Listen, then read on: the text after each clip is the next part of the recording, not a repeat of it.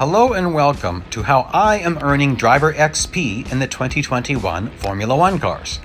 So I am choosing to do that using the Monza endurance race. So of course, there's a maxed out Monza tuning. You can see I just have one other tuning currently.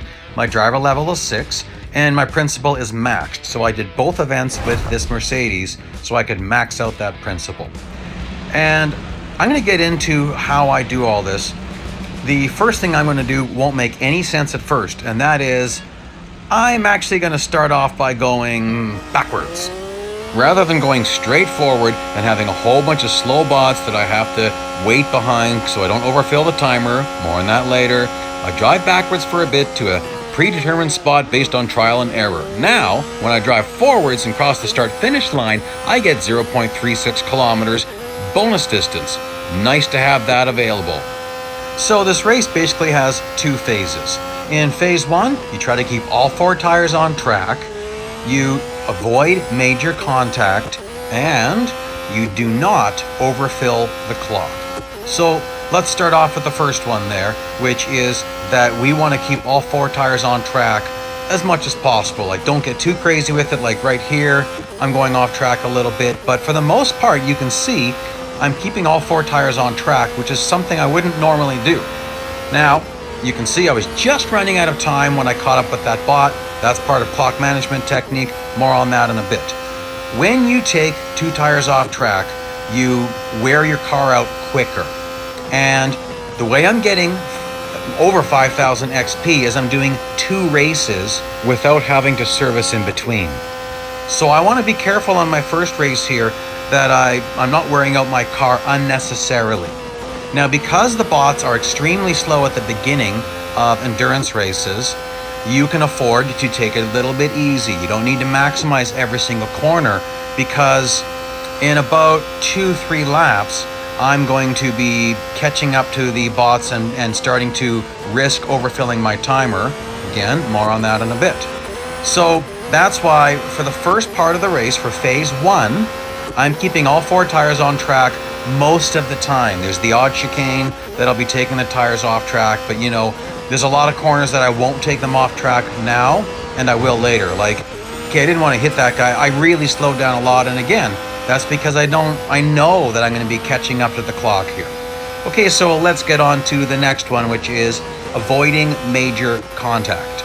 So, if you hit a bot too hard, sometimes if you hit them just a little bit, it all depends sometimes on the speed. But if you hit a bot with the front end, it's almost a guarantee you'll get phase 1 damage. Or sorry, I should say stage 1 damage. There's only 2 stages of damage. So with each stage of damage, 4 things happen. Less top speed, slower acceleration, longer braking distance, and less grip. Now, depending on the car, the effects vary. So I've noticed with the Formula One cars, there's not a huge difference in the amount of top speed you can get. Like, it's there, but it's not huge. What I notice the most is the loss of grip and the loss of brakes.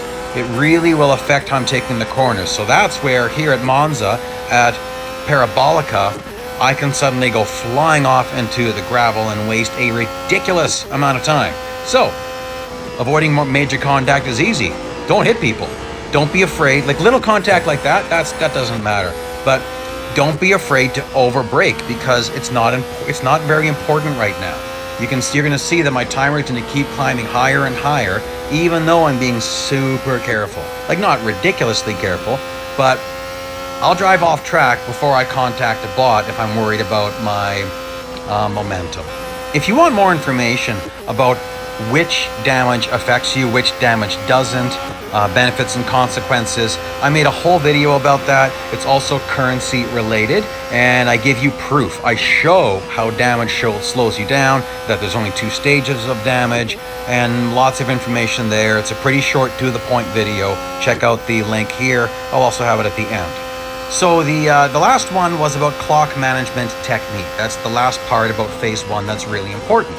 So, you might notice in a regular endurance race, if you start driving forward very quickly, your timer starts turning yellow. Every time your timer turns yellow, it means you wasted time. So, if you had 87 seconds on your clock and you pass a bot, you get 10 seconds for every bot you pass. Well, if you have 87 seconds, it can only go up to 90. So 90 minus 87 is 3. You wasted 7 seconds because you only got 3. 7 is wasted, right? Okay. Now, every single track has a different amount of bonus time you get when you cross the start-finish line. Does not matter what car you're driving. It's the same bonus time every single part of the game per track. So Monza, full circuit, like this is the Monza full circuit, 28 seconds is what you're going to get credited per lap. So you don't slam on the brakes as you're heading to the start-finish line to save time because you're going to give up way too much momentum. What you do is you control how many bots you're passing as you're getting towards the end of a lap. And that means you have to start thinking about this in the last third of a lap. In one of the future laps, I'll show you the reference point I use for that consideration. So right now, if I come across a group of bots and my timer's too low, I don't pass them. I stay behind them for a little bit, not, just long enough, because there's only so many bots you get in an endurance race. Like, Monza can be an endless endurance race. There's quite a few cars. You could drive here as long as you want to. Ferrari FXXK is one of them. I've done it in that car. One of the old Le Mans Mercedes vehicles. There's a few examples. I'll throw up a version of that at the end of this video so you can see what I'm talking about. Not possible in these cars. Not that I've seen. So I've never been able to do it, and people who are better than me have tried it and they can't do it. Therefore, I conclude if people can do it, I'm pretty sure they're hacking. The only endless endurance race I've ever seen in a Formula One car is Silverstone Grand Prix circuit. Easiest in the 2019 cars, possible in the 2020 cars, but extremely difficult, much better in the 2019 cars. And a link will pop up for that here. Might throw it at the end of this video if I've got room left over after all the videos I said I'd put up. So, there we see my timer is pretty full, right? And there you go. I wasn't too worried about going off track a little bit. We're not at phase 2 yet, though. Phase 2 is a different style of racing, and I'll get to that. I might hit phase 2 very quick. Just depends what I see in front of me. 2 bots, nope, not phase 2 yet. I'm going to take this easy because I can pass both of these guys and not overfill my timer, right? Next lap, I'm going to have to enter into phase 2. So here, I'm already not worrying about taking 2 tires off track. So at this point, I actually have started my phase 2 of driving, which is now I need to drive it like a time trial, which means 2 tires off track, most corners. I got to maximize this. Oh, nuts, that's not good. Shoot. Okay. And this also means I will start taking off-track cuts. And sometimes the first couple of laps of phase 2, you still can catch up with some bots. It just depends how they're spaced. Like here, look at this, a grouping of 3. I'm not going to pass all 3, no way. That's fine, no.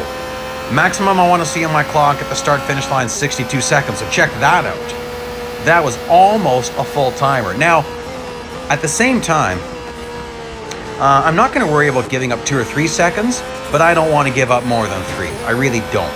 So now I'm okay passing this guy if I can. Nice thing about getting to the end of these endurance races is you're going to see the Red Bulls and the Mercedes, which are going to be like me. As you get to the end of an endurance race, they are actually faster than a fully tuned car with a maximum driver, maximum principle. It's the way it works in this game. Or to say it in regular series, they're faster than a fully upgraded car, but not in the corners because bots always drive a little bit stupid, right? Haha. Okay, so looking pretty good. At this point, I would have no problem passing another car if there was one. There won't be. So here, this is Parabolica if you don't know Monza. It is the iconic corner. These type of corners are very hard in the game. These very wide turns. Nailing the braking and acceleration points is just tricky. But, so now I'm going to be taking a cut. I'll probably take the left cut. If there's no one in my way. Actually, I could take the right cut if there's no one in my way. It's more controllable to do this. If there's bots in the way, I'll take the left cut, but it's risky because you can bounce off the wall and hit the barrier and come to a dead stop. And well, there goes all of your benefits from taking the cut, right? And there we go, beautiful. Oh, look at this nice gaggle of bots. Well, I don't mind passing everybody off. Shoot, I overshot the corner. I caught a little bit of draft and it threw me off. All right, so take him. 63 seconds. Now, you see the bridge coming up here? I don't mind filling my clock to 90 before I pass that bridge. At this point, I would not pass this bot if my clock was at 80 or even 78. I wouldn't do it because the clock will not be down to 62 seconds by the time I reach the start-finish line. I'll just be wasting time. So that's why the bridge is my point. That's the point where I know I'll just lag behind the guy, catch some drafts. At this point, they're going to be pretty fast anyway. So through the chicane, they're always quite slow. Through Parabolica, they're just a hair slow. Not all that bad. So here we go. Dangerous left-hand cut. Beautiful. Getting back on track, difficult, but I did a beautiful job taking that cut. It's very tricky in this tuning because grip's horrible in this tuning. Grip level 1. Oh, shoot. Oh, I hate clipping that wall. Oh well, big loss of momentum right when I really need it. We're nearing the end here. I'll get another lap, but not much more into that lap. I've never seen lap 11. I'll just put it that way. I've never made it all the way to lap 11 in this car. So here you can see, I mean, I'm really pushing things. I'm really, oh, nuts. Oh, did you know that? If you make a mistake there, you can go over to the sidetrack there. I made a mistake, and that actually helped me. So I didn't have to get out of the throttle. So I'm gonna run out of time. I'll cross the line on fumes, I think. Let's see here. So if you have an electric car and you cross the line without having any energy left, are you crossing the line on volts? No, because there's no energy left. Whatever, you're crossing the line on pure momentum. Okay, so this is it. This is winding down. Here I'm gonna really try to keep my momentum up, really careful with my cuts. And there, that was nice. So once you get into the Invitational Series, don't run this race again. The M pay is identical, but it's the fame pay.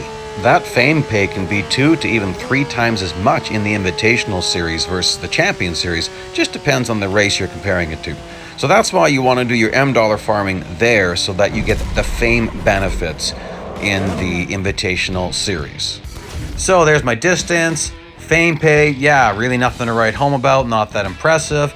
Driver XP, this is impressive, almost 2,600, beautiful, lovely earnings. M dollar pay, beautiful, that's wonderful pay. And because of how I ran this race, I actually could hit retry here and just do it again. I'm not going to do that because I want to show you something, and that is that I have enough servicing to do this again.